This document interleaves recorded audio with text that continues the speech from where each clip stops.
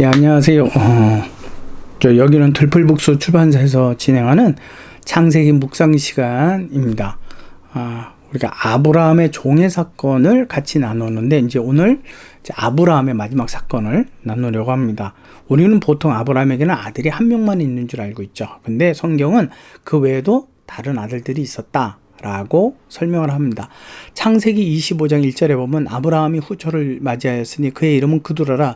그가 시므란과 욕산과 무단과 미디안과 이스박과 수아를 낳고 그랬어요. 여러 명의 아들들을 이제 가지고 있었어요.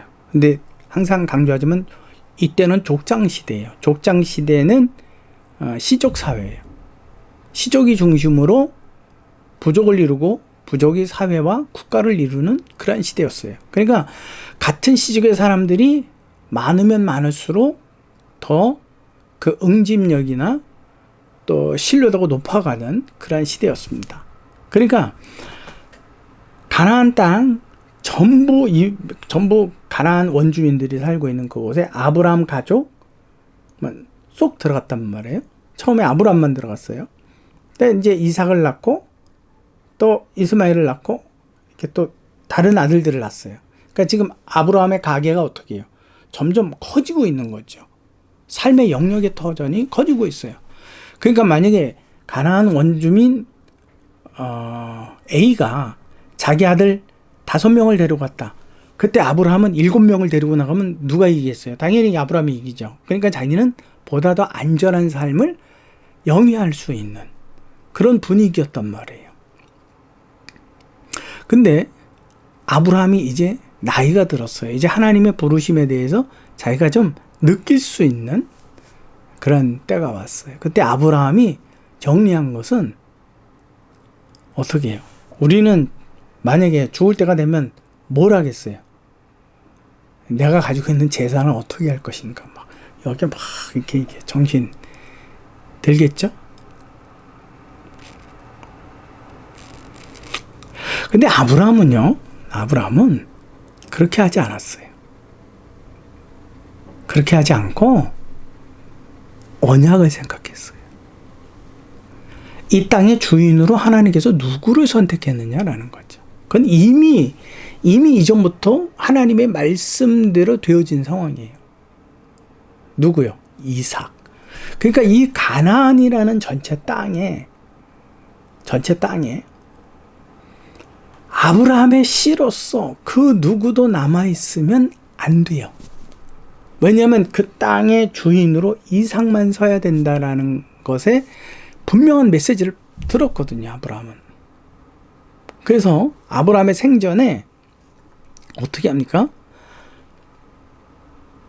25장 5절에 보면 아브라함이 이삭에게 자기의 모든 소유를 주었고 자기 서자들에게도 재산을 주어 자기 생전에 그들로 하여금 자기 아들 이삭을 떠나 동방곳 동쪽 땅으로 가게 하였더라. 유산을 정리하는 거예요. 근데 우리는 그가 가지고 있는 소유, 재산을 분배한 것이 아니라 분배하게 된 동기는 언약을 지키기 위하여서 그것을 분배한 것이지 재산이 소중했기 때문에 서로 똑같이 나누게 한 게 아니다라고 하는 거예요. 무슨 말인지 여러분 이해가 되십니까? 아브라함의 초점은요, 내 재산을 누구에게 어느 만큼 남겨주느냐 여기에 초점이 맞춰져 있지 않아요. 언약이 무엇이냐라는 거예요. 여러분들이 가지고 있는 그 재산보다 하나님의 언약에 대한 어떠한 가지고 있는 것보다 더 중요하게 여길 수 있는 하나님에 관한 한 어떠한 것이 여러분들에게는 있습니까? 사실은 그게 있어야 아브라함이 되는 거예요. 좀 어렵죠? 내용이 좀 어려워요. 또 이것을 낱낱이 다 이 자리에서 나눌 수는 없기 때문에 거기까지만. 그만큼 아브라함은 하나님의 언약을 사실적으로 받아들인 사람이구나. 그럼 막상 이삭만 남겨두고 떠나게 하자니 저 공격받으면 여기서 완전히 개밥에 도토리 되는데 안 되겠어. 야, 너희들이 이삭을 잘 지켜줘. 알았지? 그렇게 하고 유언을 남길 수도 있어요. 근데 아브라함은 그렇게 하지 않았다는 얘기예요. 다 따라가게 했어요. 그래서 이삭이 홀로 남았는데 자기도 누구를 의지할 존재가 아무도 없게끔 만들어 놨어요. 그러니까 결과는 어떻게 돼요? 이삭이 누구만 의지해야 돼요? 그 이방인 땅에 거하는 이삭의 입장으로서는 하나님만 의지하게 만들어 놓고, 그게 사실은 아브라함이 이삭에게 준 가장 중요한 유산이에요. 여러분, 한 가지만 좀 생각을 해볼게요. 그때 당시에는 가축을 두고 싸우는 입장이었거든요. 근데 이삭이 보다 많은 재산을 가지고 있어요. 양과 염소와 이런 목축으로서 부유한 사람이었어요. 그러면 가나안 원주민들이 봤을 때 이게 어떻게 해요? 속상하겠어요? 속상하지 않겠어요? 샘도 나고, 그러니까 어떻게 돼요? 뺏으려고 하겠죠. 그러면 시족, 가계가 형성이 안 돼 있는 이삭의 입장에서는 약하겠어요? 강하겠어요? 당연히 약하지요. 그걸 이미 삶을 통해서 알고 있는 아브라함은 그 가족들을 떠나게 할 수 없었다는 얘기예요. 근데 떠나게 했어요. 그리고 이삭만 남겨놨어요. 불안한, 불확실성의 미래를 두고 이삭만 남겨둔 거예요. 여러분, 그리고 아브라함이 이삭에게 남겨둔 건 하나님에 대한 믿음이었어요. 종에게 남겨줬던 종에게 그 영향을 끼쳐줬던 신앙, 아들에게 남겨준 믿음과 그 언약, 그것만 두고 가는 거예요. 그렇기 때문에 여러분, 이삭이 많은 것을 가지고 있지만 그것은 가지고 있는 실태가 그렇게 좋지 못했어요. 성경에 보면 나중에 블레셋 땅에서 우물을 파서 우물을 또 가진 것에 대한 농사를 지어서 100배나 거두고 났더니 그 지역 사람들이 어떻게 해요? 심술이 나갖고 이삭을 몰아내기 시작을 하죠. 그렇죠? 그래서 우물도 막 뺏고 그러잖아요. 뺐는데 안 뺏긴다고 싸움을 하게 되면 거기에는 분명히 그 부족 간에 전쟁이 일어나게 되는 거예요. 그럼 누가 수가 더 많으냐에 따라서 결정이 나겠죠. 꼭 이런 얘기하면 그 칼싸움 잘하는 사람이 이삭은 뭐 3명밖에 없지만 칼싸움을 너무 잘하는 사람이 있다면 다 이길 수 있죠. 이렇게 생각하지 말고. 그렇죠? 야곱의 시대에는 어땠어요? 그 세겜 족속의 족장의 아들이 야곱과 별로 좋은 관계를 맺지 못했을 때에, 그때 그 세겜 족속들이 하는 말이 뭐래요? 우리 그들과 통혼하자. 통혼해서 그가 가지고 있는 재산을 우리가 다 갖자. 이런 시대였단 말이에요. 그러니까 지금 제가 설명해 드리는 이야기가 그냥 어떤 상상 속에서 나오는 저의 어떠한 이야기, 제가 만들어낸 이야기야. 그게 역사적으로 그때 실생활적인 면에서 이러한 일들이 충분히 가능했다라는 거예요. 아브라함은 이삭만 남겨놓습니다. 근데 여러분, 거기서 중요한 게 있어요. 이러한 상황인데 성경 어디에도 아브라함이 하나님께 물었다라는 것을 기록하지 않아요. 물었다라는 것을 기록하지 않아요. 근데 아브라함은 그것을 믿음 안에서 행해요. 왜요? 이미 아브라함은 이전에 들었거든요. 이 땅은 내가 너에게 언약한 그 자손을 통해서 그에게 줄 것이다 라고 언약해 주셨거든요.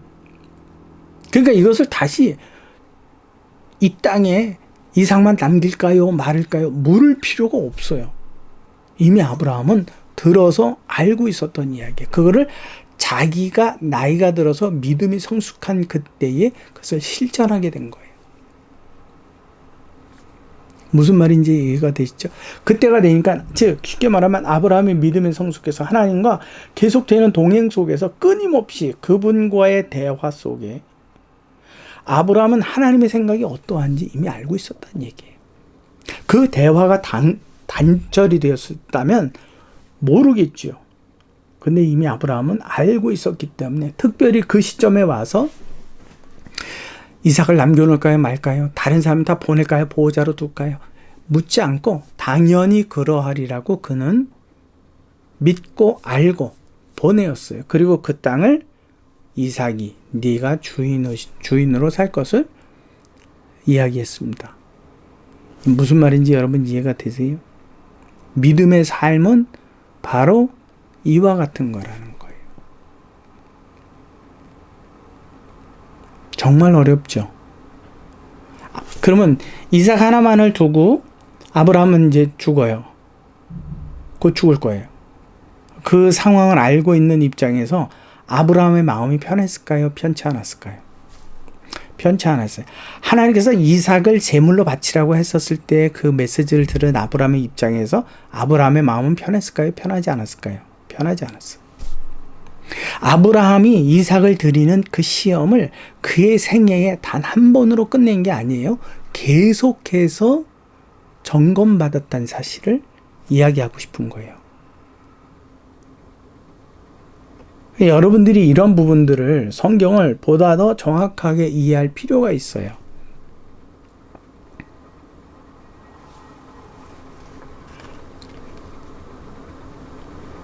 그래서 아브라함은 결국 그렇게 모든 일을 다 마무리하고 창세기 25장 8절에 보면 그의 나이가 높고 늙어서 기운이 다하여 죽어 자기 열조에게로 돌아가매 그의 아들들인 이삭과 이스마엘이 그를 마므레 앞 에쪽속 소알의 아들 에브론의 밭에 있는 막벨라 굴에 아브라함이 산 그곳에 장사를 하게 돼요. 아브라함은 이제 없어졌어요. 세상 가운데에서. 그가 남겨둔 건 뭐예요? 이삭에게 남겨준 건 뭐예요? 생명 있는 육체로서 생명 있는 모든 것은 다 아브라함이 남겨준 소가 영원히 있나요? 아브라함이 남겨준 양떼가 영원히 있나요? 아니야. 다 소멸해요. 그러면 뭐만 남아요? 아브라함의 믿음과 하나님의 언약만 남아있는 거예요.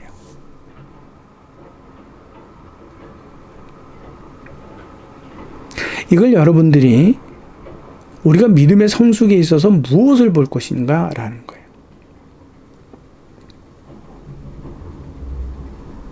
우리가 아브라함과 같은 믿음, 아브라함과 같은 믿음의 조상, 아브라함과 같은 어떠한 것을 누리기 위해서는 이러한 믿음이 필요하다라는 걸 지금 성경이 알려주는 거예요. 그리고 하나님께서는 우리도 그와 같은 사람이 될 수 있도록 인도하고 계시는데 그의 메시지에 대해서 예민하게 듣겠느냐 듣지 않겠느냐. 선택은 누구에게 달려있는 거예요? 우리에게 달려있는 거예요. 그걸 받아들이냐 받아들이지 않느냐, 인정하느냐 인정하지 않느냐, 그래서 순종하느냐 순종하지 않느냐, 이 모든 것들은 이제는 내게 결정이 남겨진 거예요. 그러니까 우리는 하나님 앞에서 변명할 수가 없어요. 하나님이 내게 만들어주신 여자가 그 선악과를 내게 주므로 먹었나이다. 나는 죄가 없습니다. 나는 본래 안 그러려고 했는데 이 핑계가, 이 변명이 아무런 소용이 없단 말이에요. 그러려면 여러분들이 바르게 선택하려면 무엇을 알아야 돼요? 그분의 생각이 어떻게 이루어지고 어떠한지를 알아야 되죠. 그게 어디에 나타나 있어요? 성경에 기록이 되어 있어요. 근데 성경은 덮어두고 믿습니다. 리빠바빠빠 해서 하나님이 뭐라고 말씀하셔서 주께서 너에게 이런 말씀하셨어. 리빠바빠 이런다면 이게 신비주의예요. 기독교 신비주의. 신비함은 있지만 신비주의로 가면 안 돼요. 그게 성경을 덮어놓고 자기의 영적 어떤 감각을 가지고 뭔가를 해석하려고 하고 이루려고 하는 그 모든 행동들이 그게 바로 뭐예요? 신비주의예요. 내 신앙은요, 우리의 신앙은 어디에 있어야 되냐면 성경 말씀에 있어야 돼요. 여러분, 아브라함의 마지막, 이삭에게 남겨준, 그리고 그것을 통해서 아브라함의 믿음이 어느 만큼 확고했는지, 어느 만큼 절대적이었는지를 우리로 하여금 성령께서 보게 하시고 깨닫게 하신 거예요. 무슨 말인지 여러분 이해가 되시죠? 여러분들에게 이처럼 아브라함의 이야기는 여기서 끝나지만 그의 믿음은 이삭을 통하고 야곱을 통해서 계속해서 진행이 되어 가고 있고, 아브라함의 이야기를 믿음의 전승을 들었던 그들은 아브라함과 같은 믿음의 조상들이 되어가고 있었다는 사실이에요. 그러므로 우리도 충분히 아브라함과 같은 믿음을 가질 수 있어요. 왜요? 아브라함의 이야기를 우리는 성경을 통해 보고 듣고 또 우리 안에 내주하시는 성령을 통해서 깨닫게 되기 때문에. 지금 아브라함도 이삭이 아버지 이렇게 다 떠나가게 하면 안 됩니다. 난 너무 불안해요. 무서워요. 저기 이복 동생들을 다 살려 내 주변에 있게 하고 나를 지키라고 명령하옵소서. 그리고 가시옵소서. 이러지 않아요.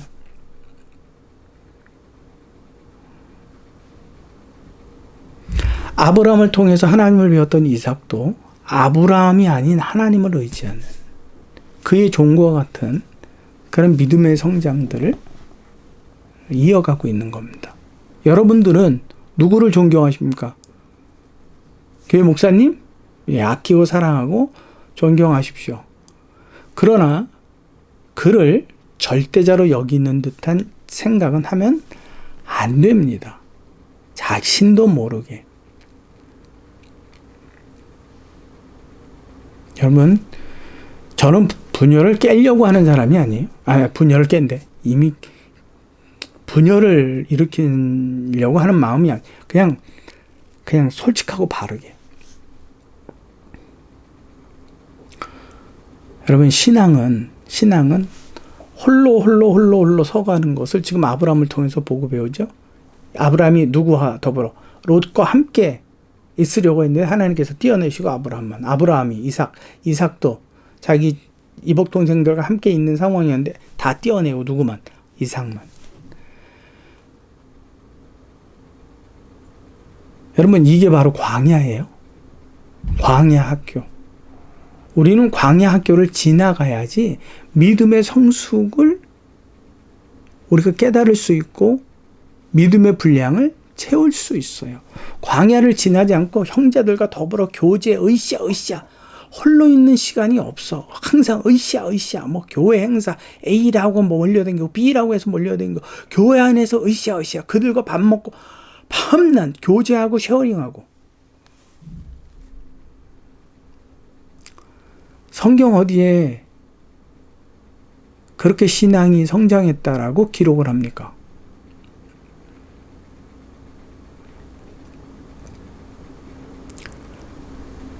여러분,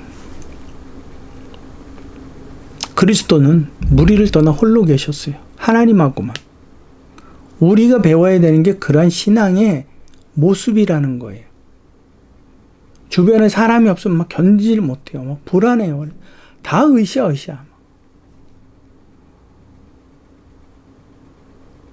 저도 예전에 그랬습니다. 그게 옳은 줄 알았습니다. 근데 광야라는 시간을 20여 년 동안 보내고 나니까요. 여러분, 그 가치는 비교할 수가 없어요. 그러다 보니까 아브라함과 이삭이 이해가 돼요. 다 떠나가고 혼자만 딴구만이. 여러분, 우리가 아브라함의 믿음을 갖기를 원하십니까? 그렇다면 스스로 혼자 남도록 노력해야 합니다. 그리고 여러분 아브라함과 같은 믿음이 되기를 원합니까? 그렇다면 자녀들에게 그 믿음의 과정들을 내가 설명해 주십시오. 그리고 하나님에 대해서 알려주십시오. 내가 그들을 떠나고 내가 이제 이 땅에 없는 그날에 그들이 나를 생각하면서 울게 하지 마시고 너희에게는 하나님이 있음을 알려주십시오. 너희 부모로서 이렇게 살아왔노라. 이러한 삶을 살았노라. 이러한 증거들을 가지고 살았노라. 알려주십시오. 그래서 너희들에게도 그와 같은 이적과 기적 하나님의 인도하심이 반드시 있을 것이라고 하는, 그래서 삶의 어려움이 있을 때뿐만 아니라 항상 여호와 하나님을 찾으라고 가르쳐 주십시오. 이게 구약 이스라엘 사람들의 생활의 패턴이었어요. 여러분 이거 꼭 잊지 마시고 자녀들에게 아브라함처럼 믿음의 유산을 남기는 참 믿음의 부자, 믿음의 조상, 그리스도의 장성한 믿음의 사람이 되어서 하나님께로부터 칭찬과 명성을 듣기를 간절히 소망합니다. 여기는 들풀북스 출판사입니다. 수고하셨습니다. 다음 시간에는 이제 이삭으로부터 이야기가 나가겠죠? 이삭을 통해서. 근데 어차피 전해드린 내용은 똑같아요. 같이 또 이삭의 사건, 야곱의 사건을 보도록 하겠습니다. 수고하셨습니다.